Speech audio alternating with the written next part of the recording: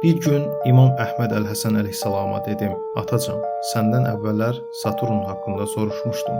Bilirsən ki, bu planetə uzun müddət əvvəl sitayiş edilib və bilirsən ki, Saturnda heksoqram, yəni altıbucaqlı var və o Kəbənin rəmzidir və Saturn zaman tanrısı hesab olunurdu." İmam Əleyhissalam buyurdu: "Bəli, Saturn milyon illər əvvəl öz əhalisi tərəfindən tərk edildi. Orada bir dəfə də olsun Allahın xəlifəsinə müxalif olmayan böyük bir millət var idi. Hətta bir göz qırpımı qədər belə müxalif olmamışdılar. Onlar böyük bir elm əldə etdilər və sonra içində Allahın düşmənləri olan başqa bir planet tərəfindən işğal edildilər. Amma bu hərbi hücum yox, fikir hücumu idi və onlar oranı korladılar. Nuh əleyhissalam orada Allahın xəlifəsi idi. Oradakı əhalinin çoxu beləcə həlak oldu və Nuh əleyhissalam qalanlarını əbədi yaşamaları üçün başqa planetə apardı."